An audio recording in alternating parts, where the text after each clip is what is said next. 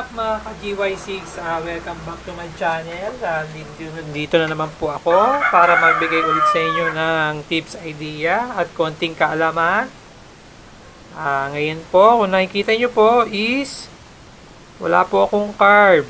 Kasi magta-try po ako ng big carb sa ating Rusi Royal. Ayan. Susubok po tayo ng 28 mm carb.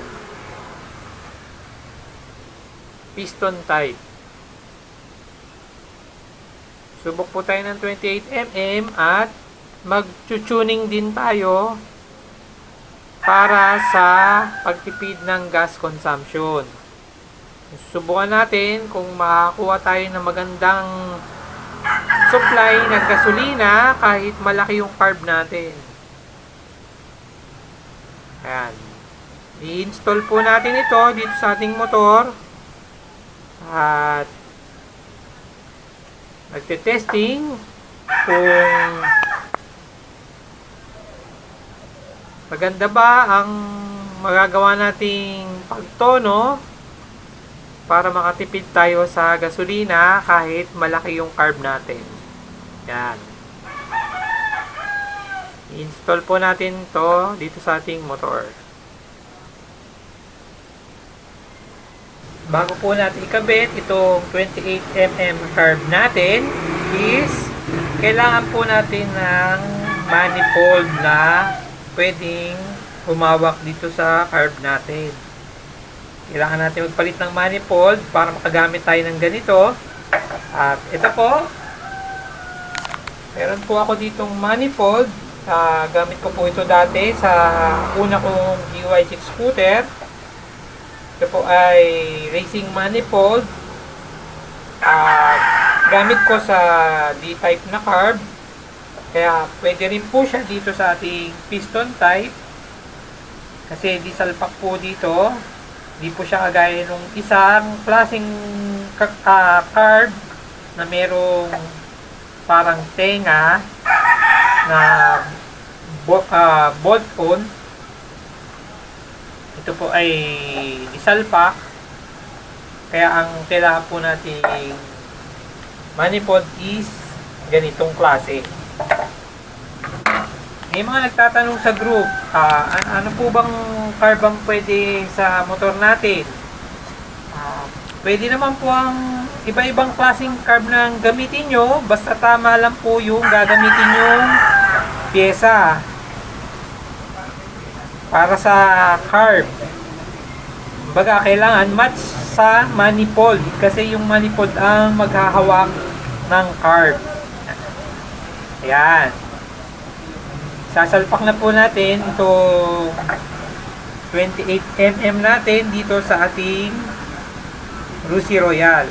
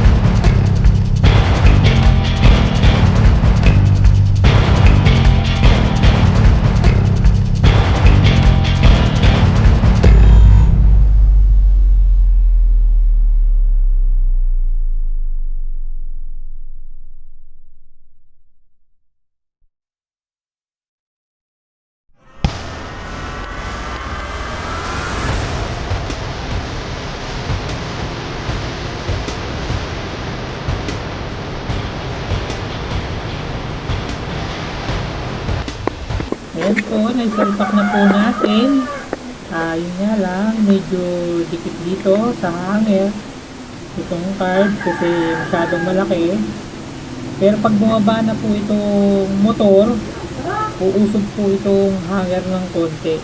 Kaya ngayon magkakaroon siya ng konting space dito sa ilalim.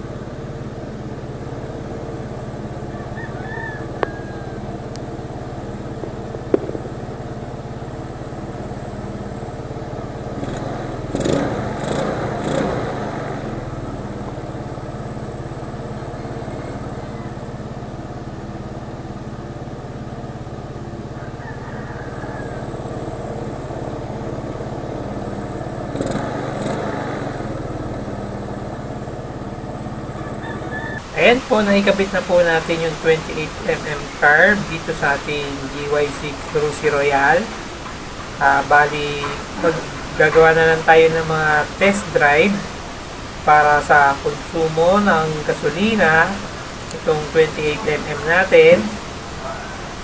Bali, tinono natin yung jettings para makakuha tayo ng tipid na gas consumption dito sa 28mm carb. Yan.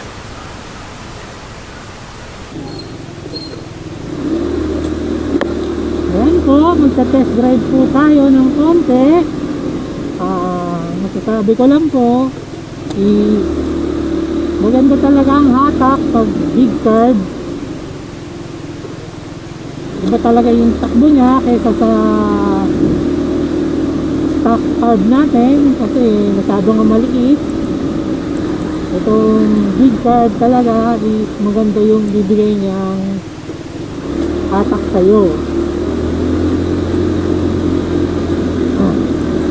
Ang gamit nga po pala natin na throttle cable is pang DEO. Kasi naputulan na ako dati ng throttle cable. Ngayon ang ipinalit ko is pang DEO na throttle cable. Kaya kahit naka big carb ako na 28 is sakto lang yung throttle cable natin para sa big carb natin.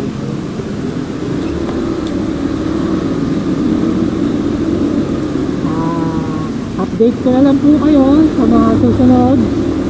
At titignan natin pa yung gas consumption natin dito sa motor natin, kung makakatipid nga ba. I-reveal ko na lang doon kung ano yung ginamit ko na jetting, kung maganda ba yung pagkakalagay ko ng jetting. Kaya abangan nyo na lang po yung susunod na video.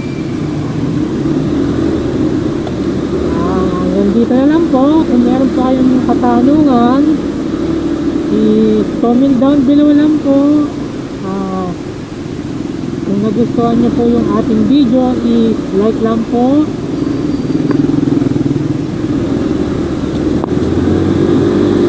Don't forget to subscribe, like and share Boss Dauro TV.